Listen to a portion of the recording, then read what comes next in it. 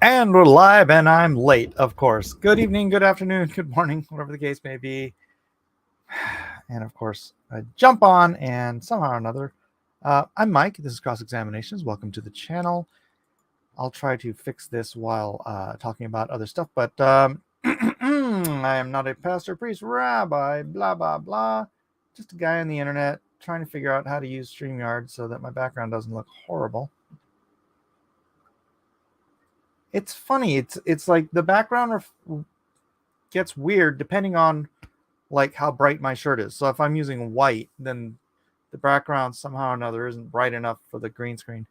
Anyways, totally doesn't have anything to do with what we're doing here.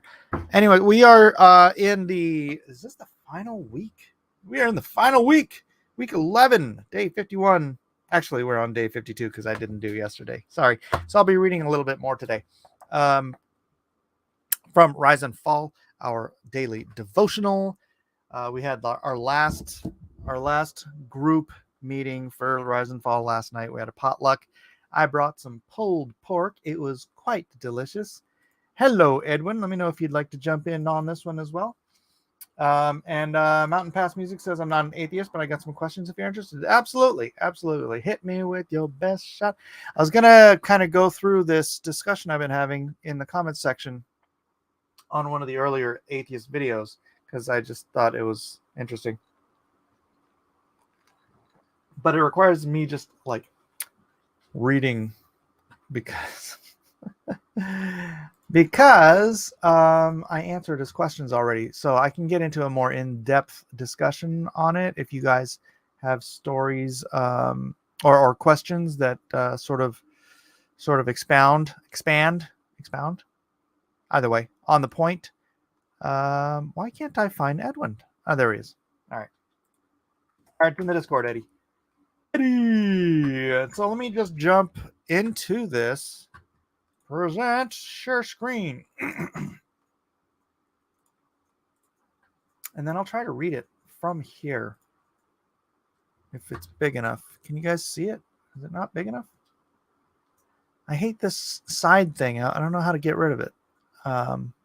So that you can just read the whole thing. But anyways. So Andres Villarreal, 9271. Not sure why 9271. Oh, maybe he was born September 2nd, 1971. So he's just a little bit younger than I am. He says, God, if he exists, has the power to give us an improved vision of his true self any day, anywhere, in a way that is almost impossible to dismiss as somebody else speaking for him. Therefore, saying that the Bible does not show enough of the true Abrahamic God is not a good argument. A very limited and fallible God is indiscernible from a perfect God that only lets a limited and fallible part of himself to be seen. I disagree with the fallible part completely. Yo, Jacob, what's up? You want to jump in here too?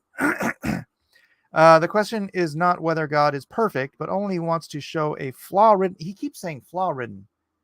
There's no argument in Christianity where God is showing us the flaws of his nature.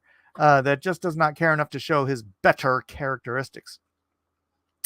I believe he's shared his best characteristics. All right, let me grab yo. I don't know where to find.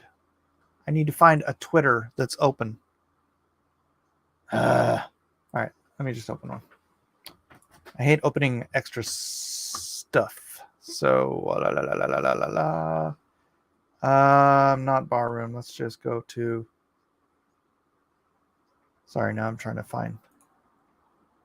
There we go. Bam. Link set. All right, I said interesting take. I don't find God to be flawed. I already said that. But our understanding to be flawed. He says, our understanding of the Bible's God is by necessity, flawed. Yeah, fair enough. The Bible is a very poor method of communication, just as any book of those times is. Additionally, a God that communicates with us through a book, any book, is either flawed or does not care to communicate with us. So because God has not communicated through telepathic purity to his brain through emotions and whatever. Yeah. Okay. So that's one opinion. Our understanding is flawed simply because we are flawed. But Koinonia Greek was the single most thought-specific language ever devised on this planet. So you can't say any book of those times is somehow worse than the janky mess that is the English language. Andre's response. All human languages, including Koine Greek, were created by humans to communicate with humans, and therefore have the same limitations as us humans. Even accepting without evidence that Koine Greek was better than English or any other non-dead language, there is nothing you can communicate with that language that you cannot communicate with any language in current use. Jesus did not even have the concept of germs. I love this. He starts bringing up all of these points to make his arguments, and I'm just like, I just, let's just say I answer him. Hello, welcome, Jacob. How are you doing? What up? What up? I'm just going to introduce you. Jacob, Society Reviews. He's got his own channel. Jacob, I can drop that in the chat. People can subscribe to you. He does a Monday Bible chat stream. I caught about half of it yesterday before I had to go to my Bible study group. But I should be good after this week. So I'll jump in next week. That was an interesting conversation. Yeah, it's funny too. A couple of things here. It's like, no, we're doing a series currently talking about Calvinism, and there's a lot of one of your dudes is a Calvinist. Oh yeah, so there's a lot of angles to Calvinism that I've recently come to find just completely unbiblical. And next week we're actually talking about the idea of limited atonement, which is the idea that Jesus actually didn't die for everyone on the cross, but he only died for the elect, meaning that he only died for people who were going to essentially be elected to be saved in the first place. So this more Calvinist claptrap. Say it again. Is this more Calvinist claptrap? Oh yeah, absolutely. Yeah. So so Calvinism, just so people know, is the God of Calvin is a monster. Mm-hmm. John Calvin. Yeah. The God he created with his dogma is absolutely monstrous. So yeah, and that's for 2 weeks. We'll talk about whether John Calvin is a heretic. So that'll be a preview for a 2-week show. But yeah, so but Spoilers. It's funny. Yes, but it's funny getting in depth with conversations about limited atonement and Calvinism and God's elect, and then all of a sudden we have to lower ourselves to address these arguments from atheists. I mean, I hate to break this to you, you guys are really just on the lower part of the totem pole. It's like we're trying to have in-depth conversations about who did God really die for, and meanwhile someone's always coming back, well, the Bible says you can't eat shellfish, and you guys are eating shellfish, and you're just like, oh my god. Oh, right? I get in all this. No, just let me get through this thing, and then you feel free to comment as we go. Jesus did not even have the concept of germs. He foolishly said that what makes you sick is not what comes into your mouth, but what comes out.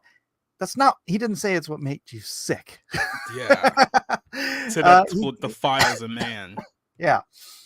He could have introduced concepts for which Koine Greek has no words, but for which we do have words. Or he could have explained that stars are clustered in galaxies, with which we would have definitely demonstrated that he was at least supernatural. This is great. He sets up his own traps and then falls into them when I explain it to him. Yeah. For all of the people for a couple millenniums or so, you might not like the current English language. Well, I mean, I'm fine with it. It's just not as it's definitely getting dumber by comparison, but it's fine. Oh, jeez. Yeah. But you do not have a single concept that can be transmitted in Koine Greek and cannot be transmitted in current English language. That is not my opinion. It is a fact. Oh, because you said it, right? Let me know what you think about my response here. Sorry if it's kind of long. There are 8 words for love in Koine Greek that specify 8 very different things, all of which we simply use the word love for in this limited language. Just an example of how much more thought-specific that language is than ours. As to germs, it was in Leviticus that God introduced the idea of clean and unclean animals. Guess which animals tend to have parasites and germs that can kill you if you don't cook them properly? The unclean ones. Wonder how Moses knew that. Leviticus also gives us cleanliness laws that are to be followed, which introduced the world to ideas like quarantine of the sick and the diseased, as well as not using clay pottery that you've cooked in twice, but washing metal cookware. That lines up nicely with our understanding of germs and bacteria without having to tell people about these tiny little things that they couldn't possibly see with their naked eye. But you know what you could do? What you could see with the naked eye? Stars. And you could count them too. There are 9,095 stars that can be seen with the naked eye. Yet the Bible says that stars are uncountable. How did the author know the stars were beyond counting? They could not count to 9,095 back then? I'm pretty sure they could. They knew what 10,000 thousands were. So there goes that argument. By your measure, or at least by your argument above, the Bible clearly demonstrates that it is, in your own words, at least supernatural. What will you do now with that information? How'd I do, Jacob? You did pretty well, but I mean, when it comes to a lot of these arguments, it really just comes down to one thing that I've always noticed with these people is that they always have to find some way to cope with the fact that, oh, the Bible can't possibly be true, because at the end of the day, they just want to have sex whatever they want. That's the one like stumbling block that prevents them from actually just accepting the truth that pretty much everyone knows, is that, you telling me that I can't just have sex with everything that I want, any person or any gender. Like, no, it's kind of not how it works. But it's like, okay, then I'll reject your entire theology. It's like, wait, what? This is essentially where we get to.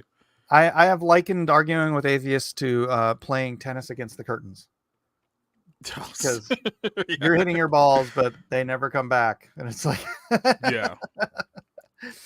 Yeah, I also love the argument of, well, there's no evidence of your God. Well, it's like, well, there's eyewitness testimony in the Bible. Well, eyewitness testimony doesn't count as evidence. It's like, well, I don't know if the law agrees with that or not, but the evidence is, yeah.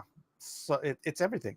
Everything is evidence. It's just whether or not you are bound and determined to reject the metaphysical. Yeah. Right. Hello, Edwin. We've got a full cavalcade of God men here today. Maybe I should put the God Squad thing up here, as long as we've well, there's three of us gathered in his name. I suppose that constitutes a scriptural squad. There you go. Edwin, do you know Jacob? Have you guys met before? I have heard him occasionally over on De La Rosa's channel, but I don't think we've ever had the pleasure of meeting. Yeah, this is the first time we've ever been on the same stream. So how you going there, Edwin? Hey, hello, fellow brother in Christ. Good to say hello to you. Yeah, we won't bring De La Rosa in because, Catholic. Yeah. Mm-hmm. Well, he's a papist in any event. So papist. Yeah. Non-festus and tons of archaeological evidence. Oh yeah. All right, I'm gonna try to get through this. Andre says there are words in every language that have to be translated into a few words or even a short phrase in other languages. That just shows the preferences of the people who developed each language. You would have a valid argument if at least one of the 8 words for love were impossible to explain in English, but the fact is you can explain each one in plain and simple English. If the Bible were written accurately translated from Koine Greek, instead of 1,600 pages, it would probably be about 4,000 pages long. Yeah. Yeah. As long as it's not the Schofield Bible, it can go. That's like right in the trash. Okay. All right. Anyway, the common language of some being is capable of making galaxies and making subatomic particles interact with each other would be as incomprehensible to us as English is to an amoeba. I've made that point myself. We are not talking, not with those words, but we are not talking about little nuances in one human language or another. We are talking about communication between humans and a being that is a gazillion times more intelligent than all of humanity combined, if it exists. True. By the way, there is absolutely nothing that relates biblically clean and biblically unclean animals with germs. It's the fact that they're clean and unclean. Yeah. About 1/10 of your weight is germs, mostly bacteria, and about the same amount as found in every animal, blah, blah, blah. Please correct me if I'm wrong, but women are supposedly unclean when they are going through menstruation. Nothing in the Bible will give you sound dietary advice. Okay. All right. Mike, I should interject here, by the way, for the Hebrews, but not for the Gentiles. They also had the Mishnah, and Christ makes reference to this when he says, like you've heard or you've been told. Mm-hmm. And there is a lot of additional hygienic and dietary stuff in the Mishnah. And don't confuse the Mishnah with the Talmud. The Mishnah is essentially, they wrote down what they called the oral Torah. Maimonides wrote about it in kind of an omnibus book called the Ramban. And there's substantially more than what you see in the Torah as far as the hygienic, and the Jews claim that was orally transmitted to Moses from God. So they could strain at a gnat and swallow a camel. Yes, all those good things. But there's a lot of, I mean, it is mind-numbingly tedious descriptions of like how you wash your hands, when you wash your hands, and all these different things, right? It's expounded to numbing lengths. Yeah.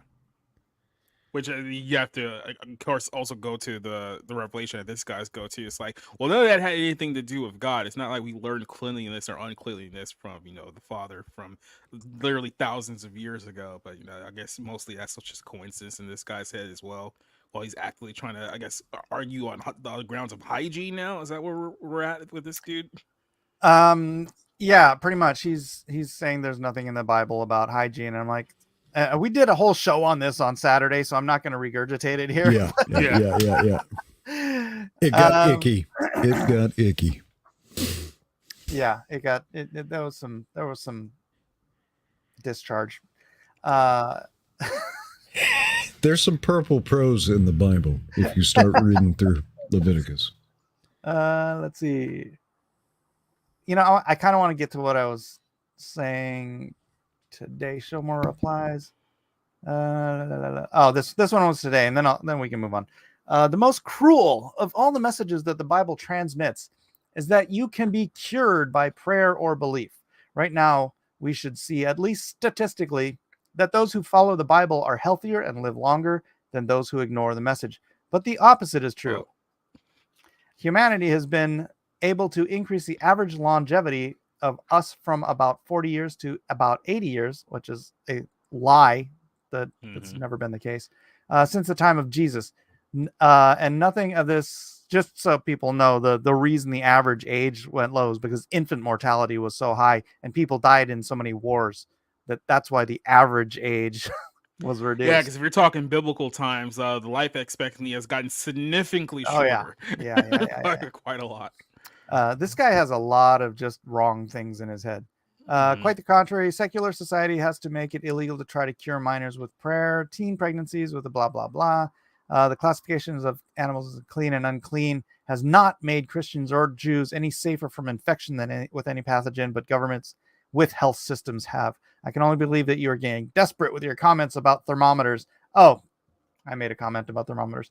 Humans have been able to cook their food with fire since the time of Homo erectus, even though good thermometers have been available for a few centuries. But your God does not seem to have had anything to do with this. All right, I'll just read this last part and then we can... Sorry, I got long-winded here. Most Christians do not follow the dietary laws of the Old Testament since we were freed from the law in Christ, and it was sort of ignored after the first century. However, to your direct contention, Seventh-day Adventists do follow the dietary laws of the Bible, and on average live 7.3 years longer than men, 4.4 years longer for women in a California study. And that was like a 10-year-long study, too. Thus, your contention that right now we should see, at least statistically, that those who follow the Bible are healthier and live longer than those who ignore the message, but the opposite is true, is quite the opposite from the reality. Not to mention a lot of the fat acceptance people tend to be not followers of Christ, so that would be another actually the Seventh-day Adventist as one example, or Blue Zone, if you're familiar with Blue Zone, but the epidemiological evidence and the meta studies suggest that church attendance is people who attend church on a regular basis, who pray, and who have faith, actually suffer from lower incidences of mental health and some emotional disorders. And in certain places where diet matches faith, they live longer and have a longer health span. But can I read from Corinthians real quick? Sure. This is Paul, so talking about prayer. It may cure or it may not. This is 2 Corinthians 12, starting in verse 5. Of such an one will I glory, yet of myself I will not glory, but in mine infirmities. For though I would desire to glory, I shall not be a fool, for I will say the truth. But now I forbear, lest any man should think of me above that which he seeth to me, or he that heareth me. And lest I should be exalted above measure through the abundance of the revelations, there was given to me a thorn in the flesh, the messenger of Satan to buffet me, lest I should be exalted above measure. For this I besought the Lord thrice, that it might depart from me. And he said unto me, My grace is sufficient for thee, for my strength is made perfect in weakness. Most gladly, therefore, will I rather glory in my infirmities, that the power of Christ may rest upon me. Amen. All right. We end up losing the host of the show. All right. Well, what you want to talk about, Jake? Well, I guess while our good buddy Mike is trying to figure out what's going on in his internet on his end, I can just kind of recap what we were talking about last night. So, like I said, every Monday night I have a Bible Lens podcast. I got booted. Are you glorying in your infirmities, Mike? Apparently. All right. Sorry, Jake, you were saying? No, I was basically just going to fill up the time with what we were talking about last night, because last night we had a very interesting topic on who is God's elect. Because if you read Old Testament and New Testament, even looking into the future of Revelations, there's a lot of references to who are the elect of God. And so people argue whether it's the Jews, people argue whether it's the church. A lot of people have built their own, ideology based on who the elect are, and only the elect can be saved. So there's only 144,000. Yeah. So then we had a pretty good talk about that last night, because like I said, there's this whole thing about whether the church is Israel and whether God has any promises remaining for the nation of Israel, the keyword nation of Israel, not the, right. Yeah, people. So yeah. All right. Let's see. That people pray for the sick and dying is not a cruel message either. There is no Christian doctrine that tells you not to seek a doctor if you're in need of medical help. There are a handful Luke was a doctor. Yeah, there you go. Luke was a doctor. There are cults that might teach that, but that's not biblical doctrine. Can you be cured by prayer or belief? Yes. Should you ignore obvious cures and treatments? No. The Bible never says to do that. Your arguments are ignorant at best. I probably shouldn't have said that, but whatever. No, God did not design the thermometer, although he did create mercury, which was used to create the thermometer, so give him some credit. However, we're not talking about measuring how hot it is outside. We're talking about measuring how hot your meat has to get in order to kill off microbes, germs, parasites, and the like. That requires a meat thermometer, which was invented in 1939.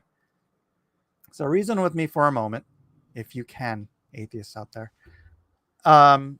without explaining to Bronze Age desert dwellers that there are these tiny creatures that you cannot see with the naked eye in certain types of animals, and thus they have to be cooked for a certain temperature for a minimum of a certain time in order to ensure you don't get sick or die from eating them, none of which could be known without modern technology.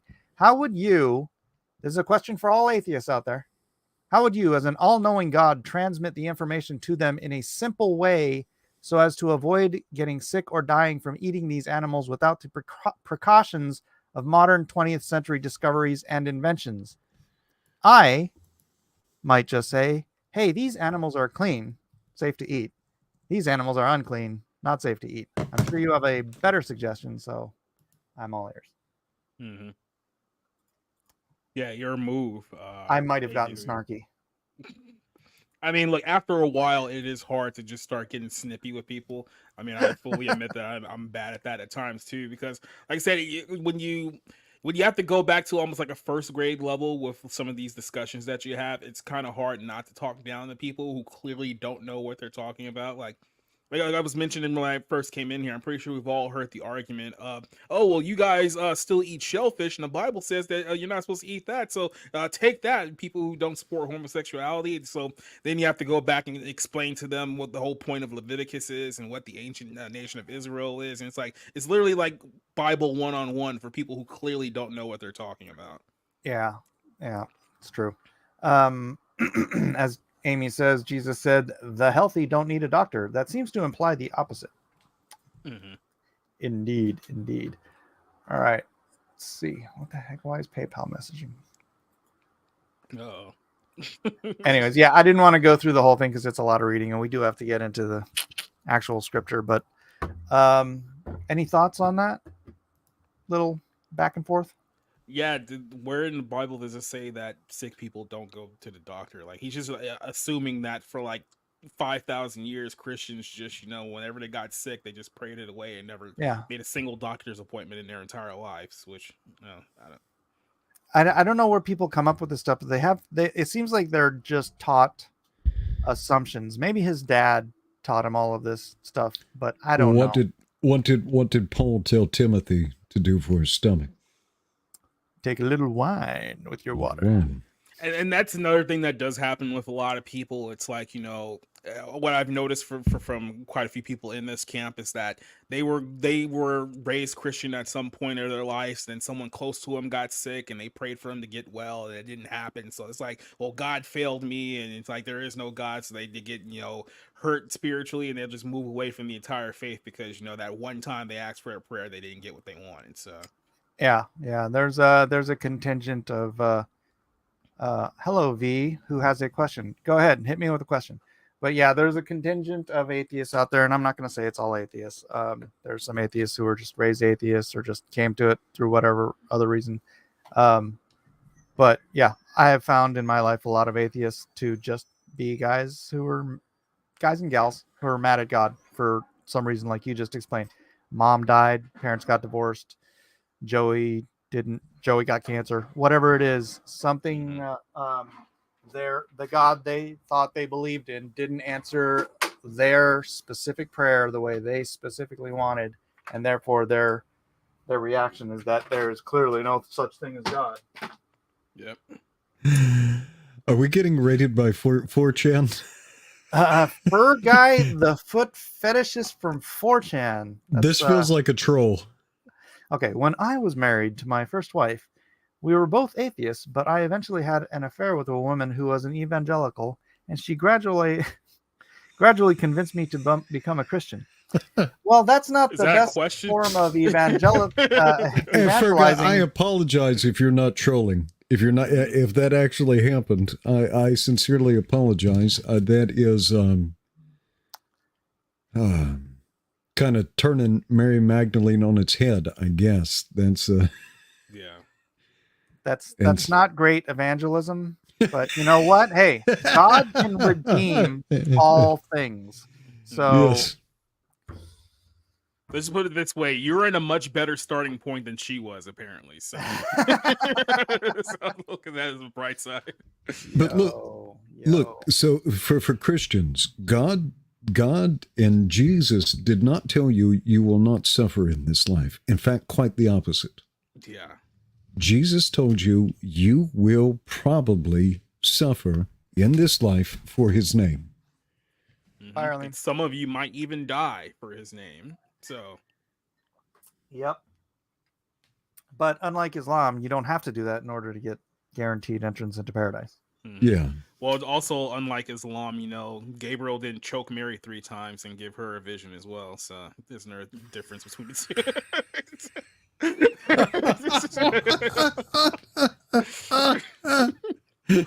Listen up. Man, I have been enjoying that guy. I can't remember his name. He's the bald dude who's always going against Muslims and whatnot. Oh yeah, I know what you're talking about. What's his name? I think it's like Spencer. It starts with S. Can't remember his exact name. Sam. Yeah, yes, Sam. Yeah, Shamoon. he has a Sam Shamoon. Sam Shamoon. Yeah. I actually know a family at my church called the Shamoons. So it's like, but yeah, it's really funny. That guy is so interesting. Yeah, V, I already said. Go ahead. Just type it out, brother. Just type it out. Yeah. And by the way, I'm starting to notice that, especially with the whole thing with like Israel and Hamas, that a lot of like I like to call them normie churches are starting to make the connection that Islam may be the very religion that Revelation warned us against in the first place. Really? Especially That when didn't they're take starting too long? especially when they're starting to figure out, it's like, wait a minute, who's this Mahdi and who's this other Jesus, and wait, what is Dajjal and who is he going to be again? It's like, oh yeah, they're starting to make the connection now. So I will say one thing: if it is a troll, at least leave out the profanity. Yeah, no profanity here. This is a Christian channel. Yeah, just in case we are actually getting some sort of 4chan raid here. Well, I don't think so. Otherwise, there'd be more than the number of people that are here. So, Dungeon Master Blaster says, "Fine. Well, Jesus said, if there is only one commandment, it is to love thy neighbor. Correct? Well, he said it is to love God, and the second is like unto this: love your neighbor as yourself." yeah. Does God have free will? Yes. Yeah. But God's will by definition shapes reality. Yeah. And so that's why God says, I cannot lie. Because whatever God speaks is true. is. God's will is good. Yeah. And don't try to figure out the sovereignty of God, because the next thing you know, Calvinism is going to become a thing again. And Yeah. But hey, sometimes we make these things so much more complex than they have to be. Okay? Yeah. Truth. And Christ said, love God with all your heart and love your neighbor like yourself. He didn't say be cruel to anybody. He didn't say you had to do impossible things. All he asked was for your faith. Yep. And people don't, just to say, people don't realize that when he said that, he was basically codifying the 10 commandments down to 2 simple commandments: love your neighbor like yourself, and you should only worship the Lord your God as your only God. And like I said, there's still people to this day who still think that, if I just follow the commandments, then I can atone for my sins that way. But when Jesus says, no, that's not the way that it goes anymore. They go by faith, not by your works, which is something that people still struggle with today. Yeah. All right. So what God asked from you, Jesus asked from you was to try and love him in the godly sense and love your neighbor. Right? Because there's nothing any of us could do to obtain justification by ourselves, to obtain righteousness by ourselves, right? Mm-hmm. Only from the sacrifice of Christ, the perfect sacrifice to cover all sins, past, present, and future, for those who choose belief. Accurate. All right. Edwin. Yes. Starting from verse 1. Would you be the voice of God in this episode? Okay, this is 2 Samuel. Then there was famine in the days of David, 3 years, year after year. And David inquired of the Lord answered, it is for Saul and for his bloody house, because he slew the Gibeonites. And the king called the Gibeonites and said unto them, Now the Gibeonites were not of the children of Israel, but of the remnants of the Amorites. And the children of Israel had sworn unto them, and Saul sought to slay them in his zeal to the children of Israel and Judah. Wherefore David said unto the Gibeonites, What shall I do for you? And wherewith shall I make the atonement, that ye may bless the inheritance of God? And the Gibeonites said unto him, We will have no silver nor gold of Saul, nor of his house, neither for us shalt thou kill any man in Israel. And he said, What ye shall say, that will I do for you. Always a tricky thing to say.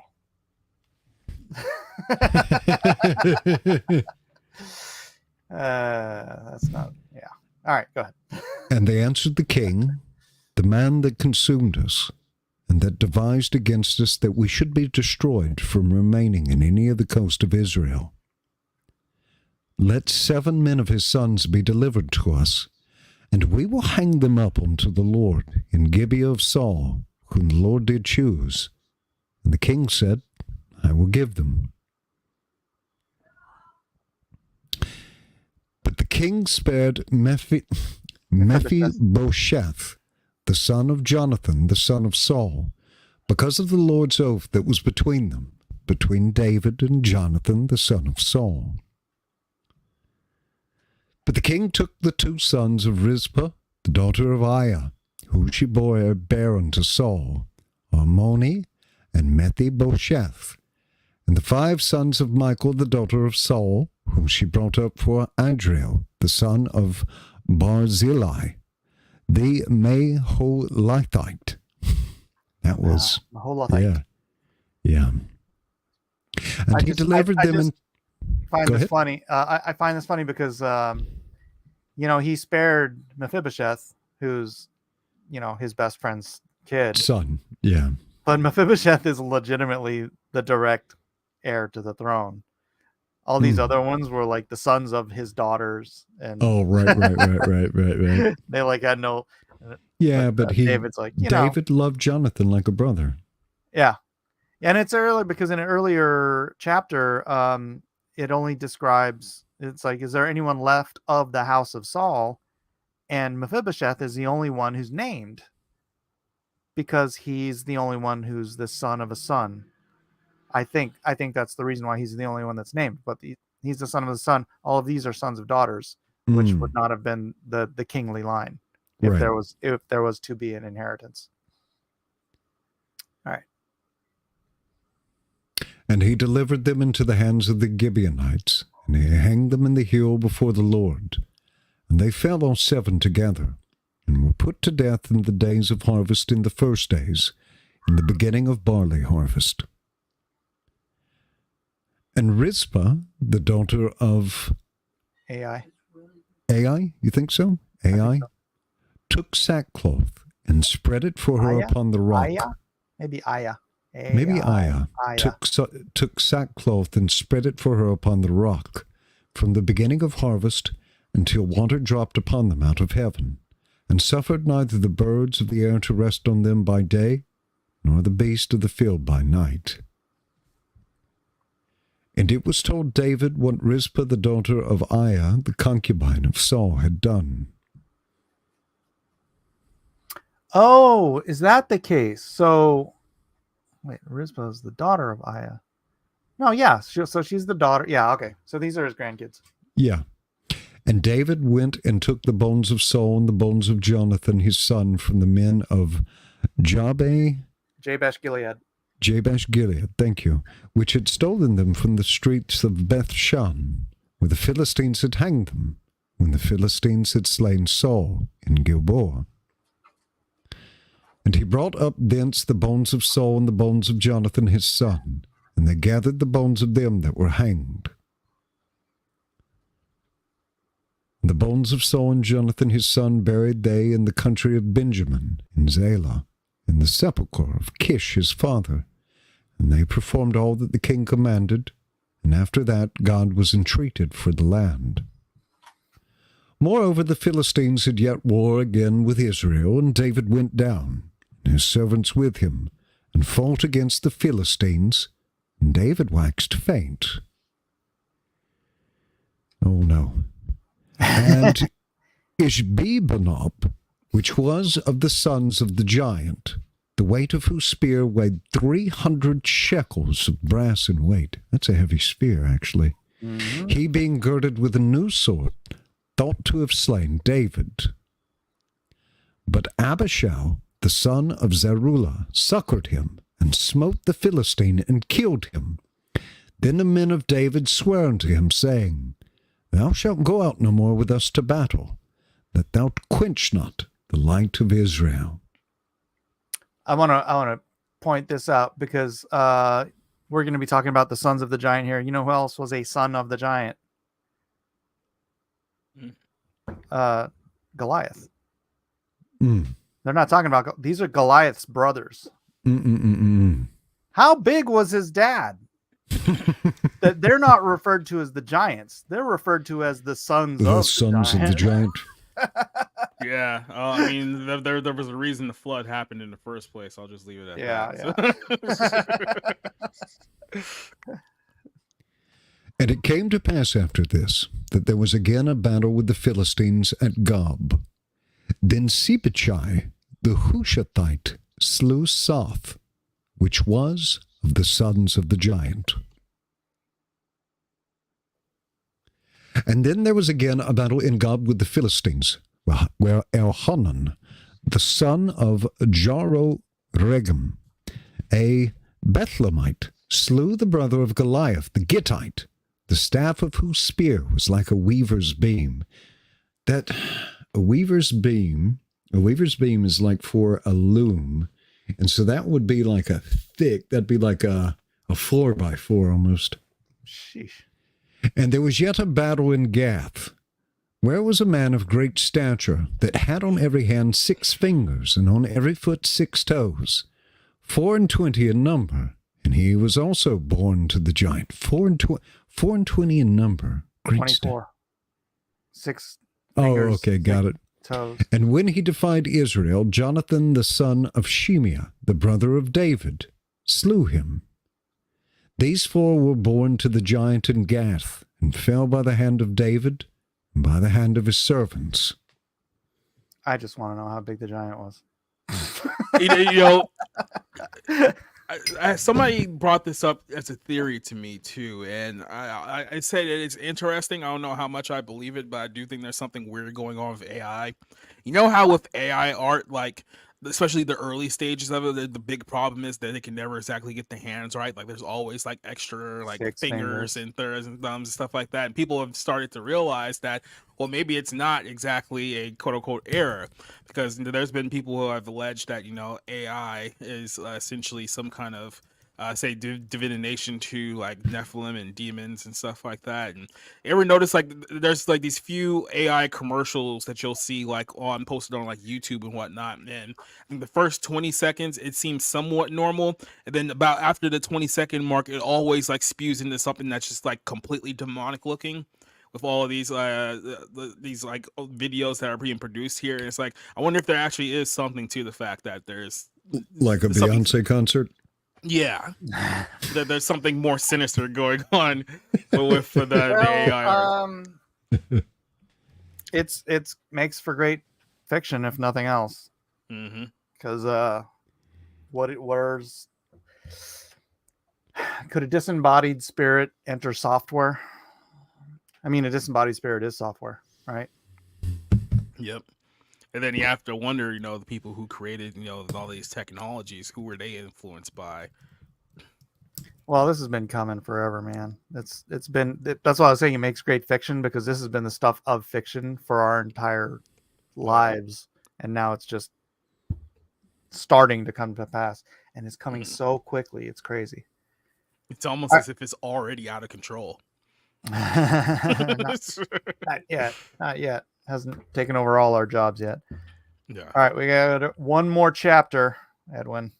A whole chapter? Okay. A whole chapter. Yeah, because I didn't do yesterday. You want to let Jacob read this one, because I'm going to have to go soon. Jacob, are you up for reading? Sure. I can pop this up so I can see here. Am I starting at 1? Yeah. Okay then. And David spoke into the Lord the words of this song into the day that the Lord had delivered him out of the hands of his enemies and out of the hands of Saul. And he said, "The Lord is my rock, my fortress, my deliverer. The God of my rock, in him I will trust. He is my shield and the horn of my salvation, my high tower, my refuge, my savior. Thou savest me from violence. I will call on the Lord, who is worthy to be praised, so shall I should be safe from mine enemies. The waves of death have compressed me. The floods of ungodly men made me afraid. The sorrows of hell compass me. Compass me? Yeah, that was weird. Compass me about the snares of death prevented me. In the distress, I called upon the Lord, and I cried to my God, and he heard my voice out of his temple, and my cry did enter his ears. Then the earth shook and trembled. The foundations of heaven moved and shook because he was wroth. Okay. Some of these names I'm going to butcher here. There went up and there went up a smoke out of his nostrils, and a fire out of his mouth devoured. Coals were kindled by it. It said he bowed the heavens also. He came down, and darkness was under his feet. And he rode upon the cherub, and he did did fly, and he was seen upon the wings of the wind. And he was made darkness, pavilions around about him, dark waters and thick clouds of the skies. Through the brightness before him were coals of kindled fire. The Lord thundered them from heaven, and the Most High uttered his voice. Let's give that one more. The Lord thundered from heaven and scattered them, lightning and discomfited them. Yeah. All right, I've got to step out. I've got to step out, Mike. But God bless you guys, and Jacob. It was great to meet you, brother. All right, buddy. Good to meet you too, man. You want me to read the rest? Go ahead. All right. And the channels of the sea appeared, the foundations of the world were discovered at the rebuking of the Lord, at the blast of the breath of his nostrils. This reads a lot like Psalms. Yeah, I was going to say the same thing. Yeah, same author. Oh, there you go. He sent from above. He took me. He drew me out of many waters. He delivered me from my strong enemy and from them that hated me, for they were too strong for me. They prevented me in the day of my calamity, but the Lord was my stay. He brought me forth also into a large place. He delivered me because he delighted in me. The Lord rewarded me according to my righteousness, according to the cleanness of my hands. He hath recompensed me. Which is kind of ironic considering we're talking about David. Yeah. So in this case, he seems to understand that his righteousness is the Lord's righteousness. Yeah. Right. It's almost like this same connection to, Jesus and salvation, right? Exactly. For I have kept the ways of the Lord and have not wickedly departed from my God, for all his judgments were before me. And as for his statutes, I did not depart from them. Well, except those couple times. I was also upright before him and have kept myself from mine iniquity. Therefore the Lord hath recompensed me according to my righteousness, according to my cleanness in his eyesight. It's almost like Jesus is the one saying this. Mm-hmm. Or you can even read it as he's making a reference to Jesus. All right. With the merciful, thou wilt show my... Well, I mean, because a lot of times God will speak through the voice of the prophet. And so it's like when it's speaking, it's like Jesus is speaking these words. That's what it seems like here. With the merciful thou wilt show thyself merciful, and with the upright man wilt thou show thyself upright. With the pure thou wilt show thyself pure, and with the froward thou wilt show thyself unsavory. And the afflicted people thou wilt save, but thine eyes are upon the haughty, that thou mayest bring them down. For thou art my lamp, O Lord, and the Lord will lighten my darkness. For by thee I have run through a troop, by my God have I leaped over a wall. As for God, his way is perfect. The word of the Lord is tried. He is a buckler to all them that trust in him. For who is God save the Lord? And who is a rock save our God? God is my strength and power, and he maketh my way perfect. He maketh my feet like hinds' feet, and setteth me upon my high places. He teacheth my hands to war, so that a bow of steel is broken in mine arms. Thou hast also given me the shield of thy salvation, and thy gentleness hath made me great. Thou hast enlarged my steps under me, so that my feet did not slip. And that's the whole hinds feet. Yeah, thing. Wow, this certainly sounds like a Psalms, yeah. Yeah. Well, to be fair, like Second Samuel, Samuel in general is a pretty long one. That's why they broke it into 2 books. Yeah. Well, it was originally 1 through 4 Kings. Yep. Yeah. I have pursued mine enemies and destroyed them and turned not again until I had consumed them. And I have consumed them and wounded them, and they could not arise. Yea, they are fallen under my feet. For thou hast girded me up with strength to battle. Them that rose up against me, how hast thou subdued under me?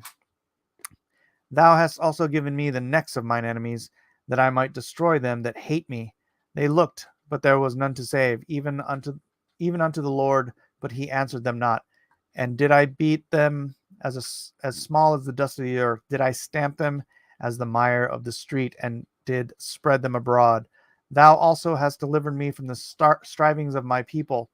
Thou hast kept me to be head of the heathen, a people which I knew not shall serve me. Ooh, that's an interesting prophecy.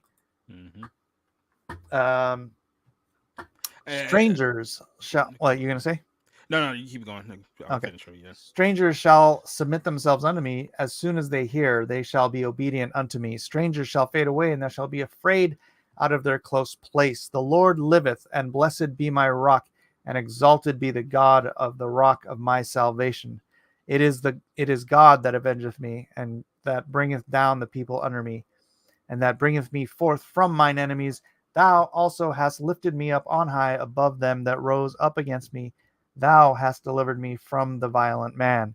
Therefore I will give thanks unto thee, O Lord, among the heathen, and I will sing praises unto thy name. He is the tower of my salvation for his king, and showeth mercy to his anointed, unto David, and to his seed forevermore.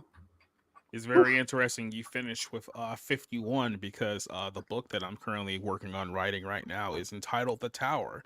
And it's I don't want to give away too much now because I want to put it all together before I throw it out there. But yeah, it's going to be a lot of biblical themes to this tower, and it's going to Wow. be set in modern times. So Very cool. Very cool. Mhm. I want to set First and Second Samuel to fantasy times. Really? Like, do the whole story as is. I mean, obviously elaborated for like a script or a screenplay, however you want to do it, but make all the visuals like Lord of the Rings level Yeah. visuals, because it's such that kind of a story. Mhm. Right? It's so awesome. All right. Stop screen.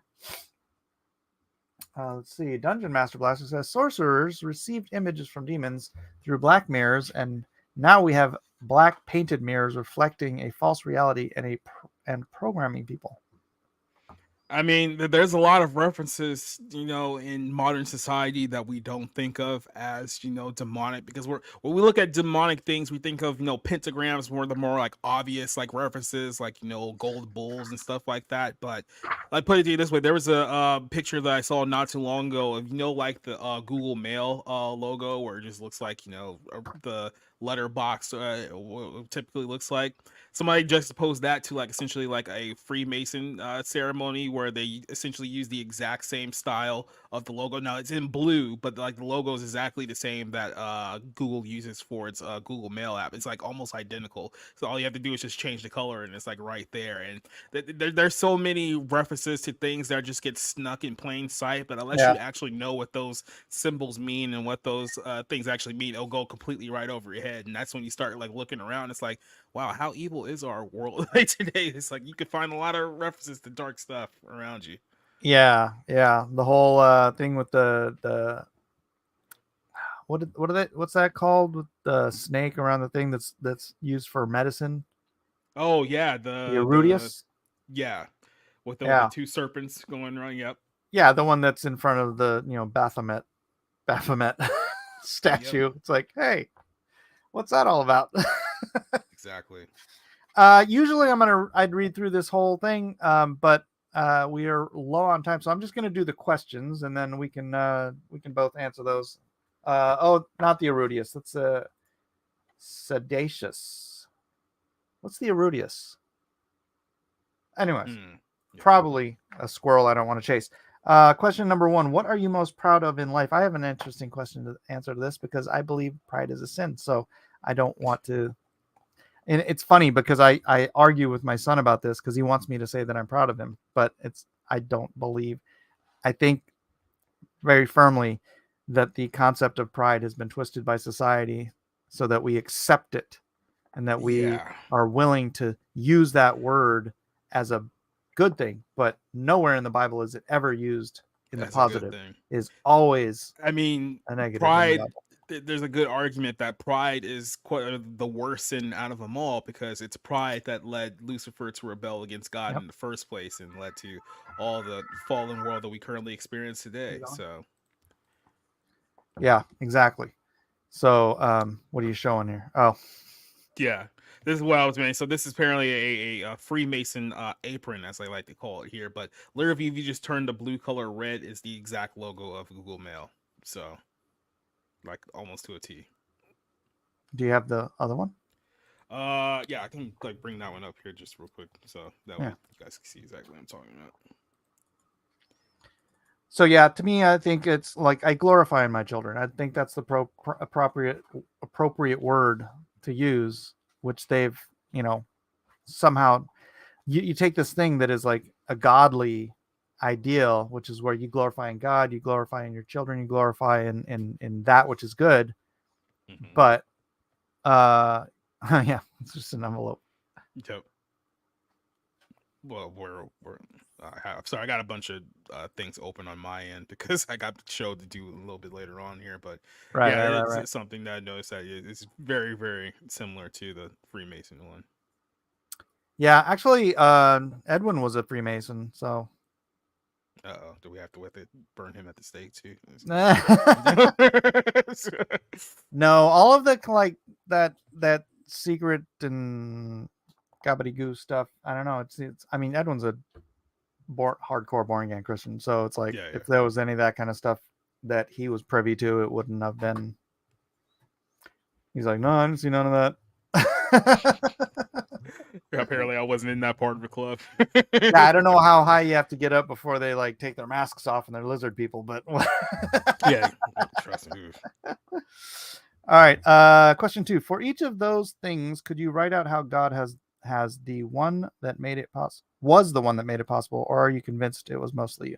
Oh, yeah. No, I mean, what was the question? First of all, is what are you most proud of? But I would say what would you glorify most in? For me, yeah, I even from before I was a Christian, it's like everything is a gift. Every what did I do? Okay, this is the thing I could say is like you can be as prepared as you want to be, and I mean God gave me a love for art, and so that's like I didn't create a love for art in myself. I just loved art, and so I loved drawing, and so I loved, because you love doing a thing, you get better at it. That's sort of the natural circumstance. Whatever you love, whatever you spend more time doing, you're going to get better at it. And so if God put a love for drawing in me, then I can't say that I made that happen. It's just it seems natural to me, even when I was an agnostic, is like, I didn't make myself love art. Yeah, exactly. Right. And like I said, it's usually your best talents that that you use now for God's glory. It's probably why He gave it to you in the first place. Because you're in the position now where you can actually use those talents for something far more positive than what you were doing before. Yeah, and if I expect God to be able to use me for greater things than I'm doing now, it's because I believe He gave me the time, talent, treasure in order to achieve those things, right? As opposed to it's like it's all about me and I did this all myself. Yeah. Whereas the old Vince McMahon, it was all me, Austin. It was Darius too, right? I believe Darius had that. Question number 3. What could you do on a regular basis that cultivates a heart of gratitude? Interesting. I mean, I just say pray. Because like in my prayer, the first thing I do is I do 4 things. I give thanks, and then I confess, and then I pray for others, and then I pray for myself. That's always my 4-step prayer program. So just giving thanks, that's it doesn't just make you grateful, it makes you think about what you're grateful for. Yeah, I've definitely hit that point too over the last few months where it's like when you start looking at like the bigger picture of like your life and like how you got to like where you are like right now, you start seeing like things that even when you weren't, a professing Christian, there was things that in your life that that God had his hand in, because if it wasn't for those things, you wouldn't be like where you are today. You have to be grateful for those type of things because like I said, we could very easily had been in one part of our life, that atheist sending you that paragraph essay over there saying that no, Yep. God doesn't exist and there's no evidence. Like we could have easily have been like that person, and you Yeah. just be Why didn't thankful God that you're create a thermometer? exactly right. Like just being grateful that you're not as deceived as a lot of other people unfortunately are in this world, Yeah. and that in of itself is a massive blessing. Yeah. Amen. All right. Daily prayer. Thank God, dear God. Thank you for letting me read better. Dear God, thank you for the countless blessings in my life, both seen and unseen, for which my heart overflows with gratitude. May I always remember to appreciate your love and grace. Amen. That was written by Colton Poor. He's a youth leader, youth pastor at church. And boy, only 3 days left in this. That was 11 weeks we've been going through this. Oh yeah. How many have you caught? I've caught a couple. Yeah. Enough to know it's been going on forever.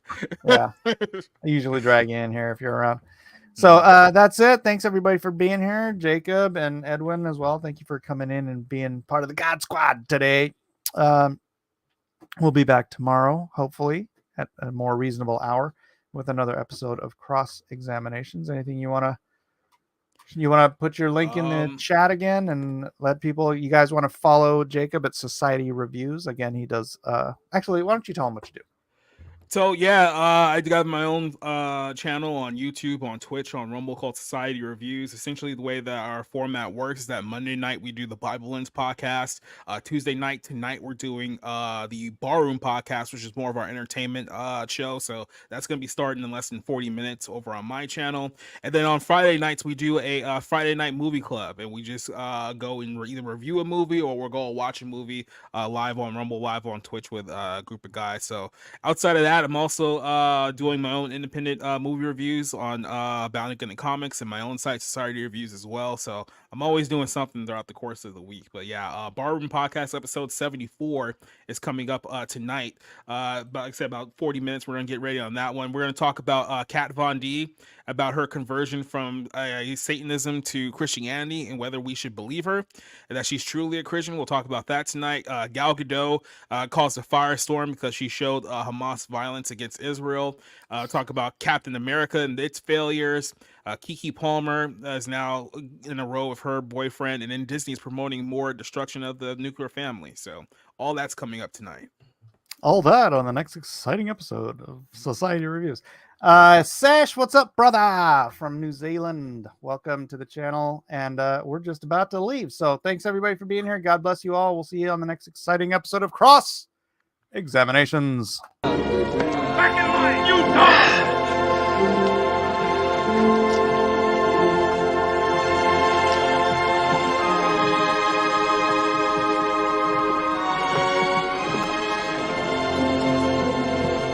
On your feet!